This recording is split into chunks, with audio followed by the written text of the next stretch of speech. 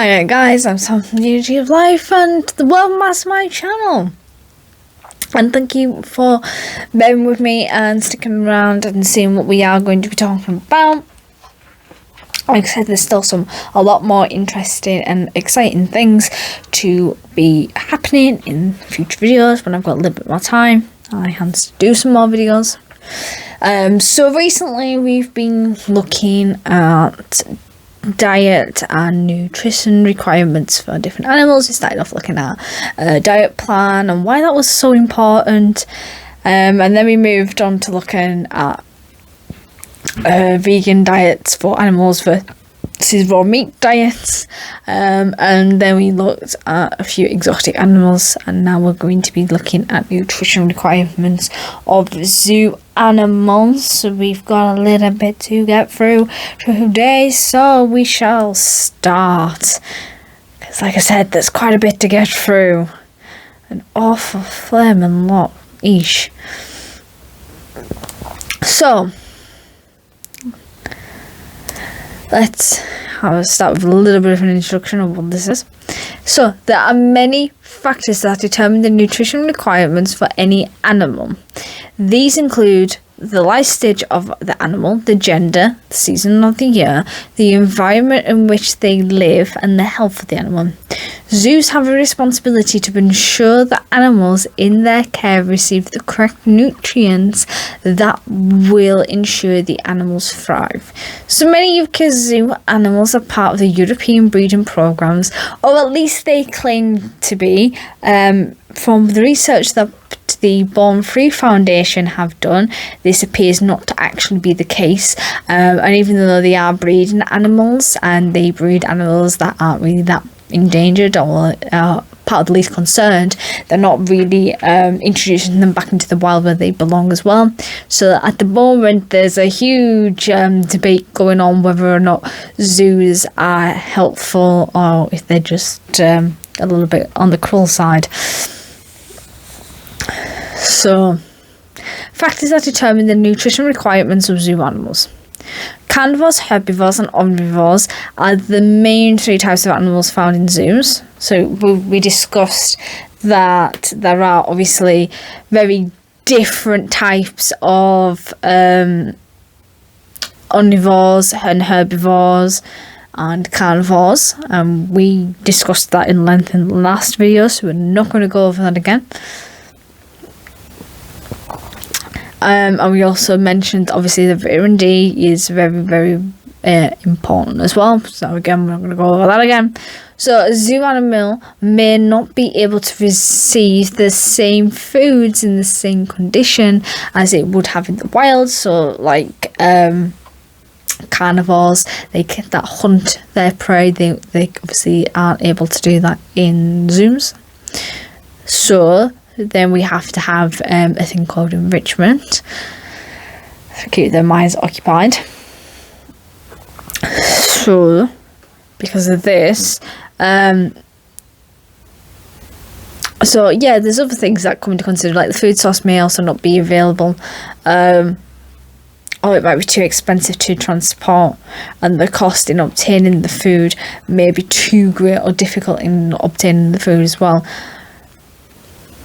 Because it's really hard to get hold of zebra, isn't it, to feed your lions? If you live in a zoo and not have a pet lion, okay? So laws that they cover, obviously the importation restrictions on certain foods. Live vertebrate prey feeding is to be obviously avoided in the UK, and they should not be fed to zoo animals, which clearly causes fear and distress to the prey animal, because obviously it's got nowhere to go, it's got no chance of escaping. Some European zoos do this, but in the UK it's a big no-no. Environmental protection. Some food sources may carry disease or pests. Controls and restrictions are in place for the importance of these. And there may be storage problems as well, and standards required may be too expensive, so we've got to be really, really careful.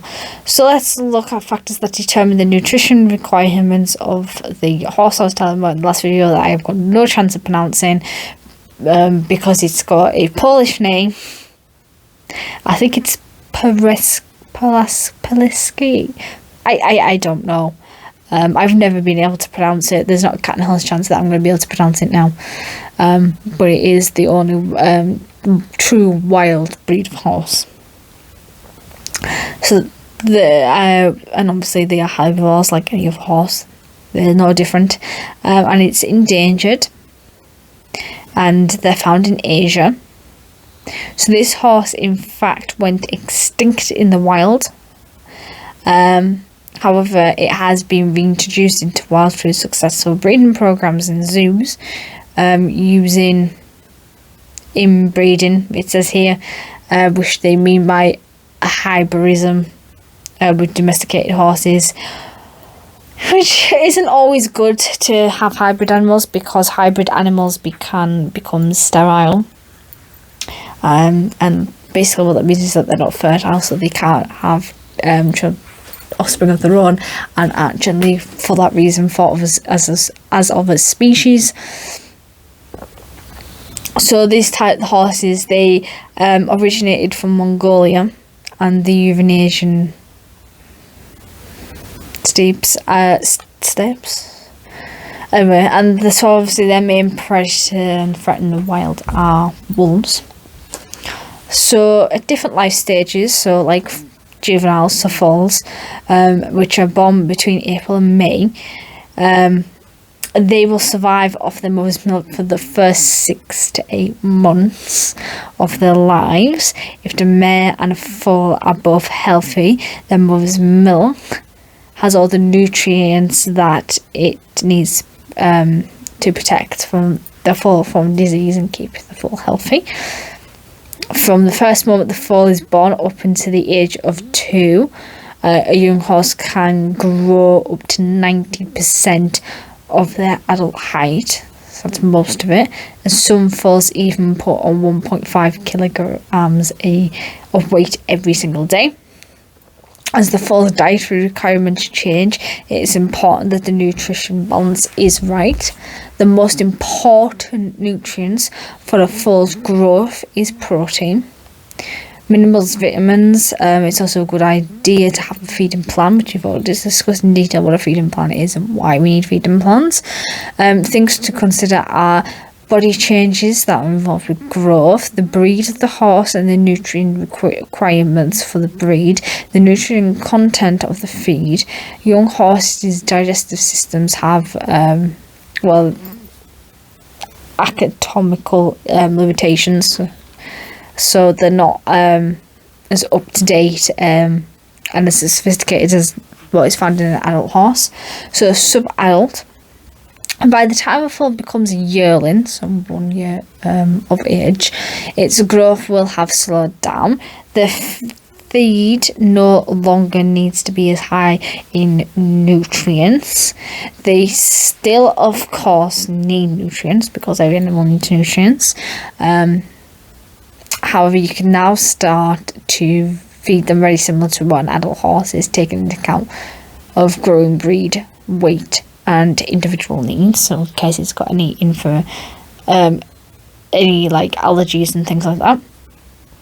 So obviously water is super important for all animals.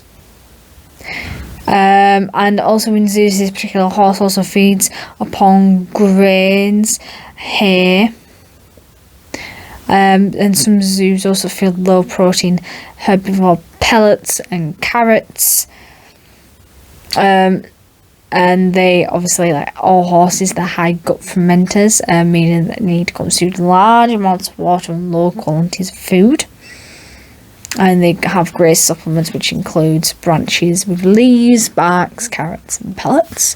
So let's have a look, a little bit of a dive into pregnancy. So for conception, a healthy male does well on a high quality forage and concentrations on minerals and vitamin pellets. So you've got to have high levels of these. And if the mare is underweight, then there are foods that are high in fat to help her put some weight on. Early and mid gestation. So during the early and mid stages of pregnancy, the fetus doesn't grow very fast. During this period, an unborn foal will weigh less than 20% of its birth weight. This accounts for less than 2% of the mare's body weight.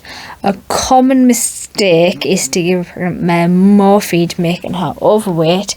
Instead, you should feed a pregnant mare the same diet she was on before she becomes pregnant, with some extra minerals and vitamins.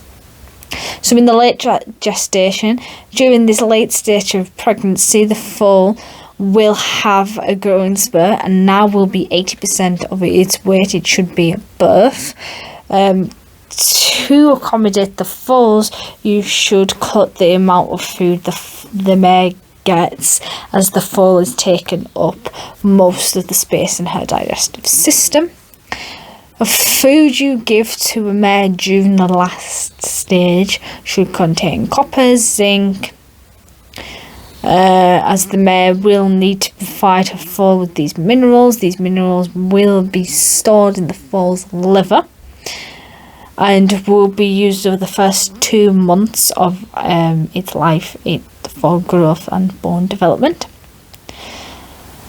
Lactation.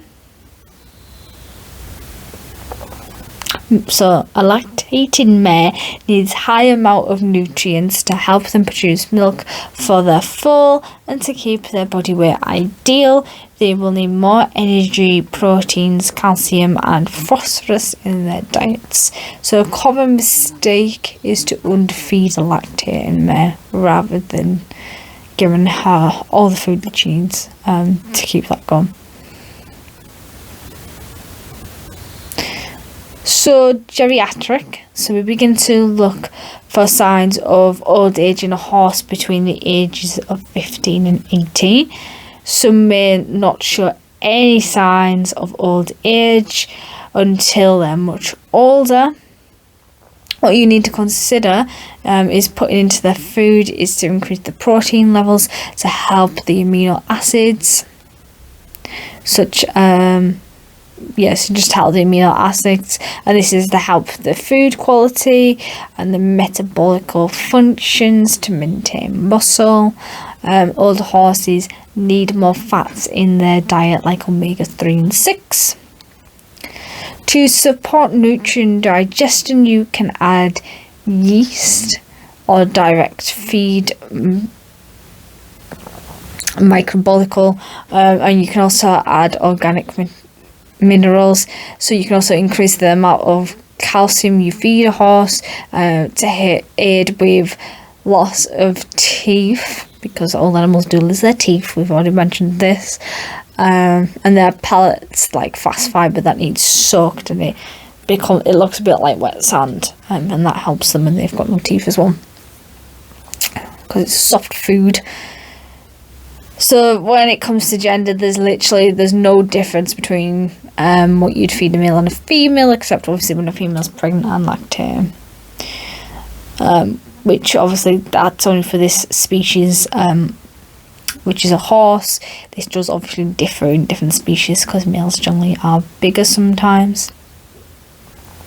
So the natural environment of this species of horse is harsh, with low temperatures in the winter, with limited food sources at various times of the year. Water supplement is poor. In the UK zoos, this particular type of horse has its supplement supplied with food, or it's ensured that the natural resources are produced with the required qualities. The usual natural ample water supply is obviously a benefit, and the horse has adapted well to the temperature range in the UK, causing them no problems. So another thing you've obviously got to consider is obviously the season. of the year, because obviously in winter and autumn there's a lot less like green foods available, because plants and things die off in autumn and winter. So you've got to think about this when you're feeding these types of animals, so that you can give them extra foods that have higher levels of certain things, or certain nutrients that are disappeared due to the fact that because of the season that food source is no longer available. So there's a lot. I mean, horses are very, very complicated animals, because they have these very complicated stomachs. So I'm not going to go too much into it, because it's, like I said, it is very, very complicated, and would be here forever if we were going to be looking at all these different all these horses. Would be here forever. So basically you need to have a balanced diet, and you need to make sure that it's achieved. So there's different ways in which you can do that. So like, you've got to be able to calculate the body weight, calculate the total amount of feed needed per day, and calculate how much rations you need to give them.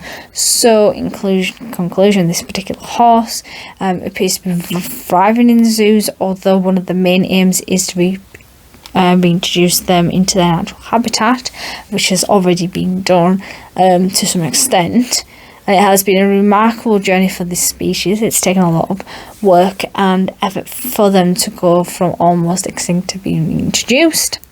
And much of the work involved in ensuring this horse has been provided with a balanced diet, providing all the correct nutrients, which has ensured that they have thrived and have bred to such a level that allows them to be reintroduced and to continue to thrive, because there is no point reintroducing an animal into the wild for the animal to not be able to live in, and die like 2 weeks later, and that's not the whole point. This is the whole objective point.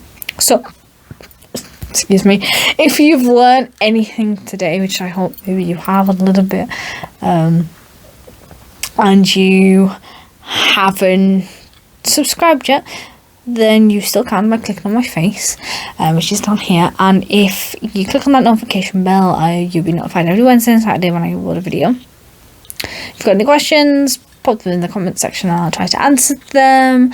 And if you want to see any other animal related videos, especially on diet, if you click over here, then you'll see the other animal food content that I have had, and I'll see you in the next video. Bye.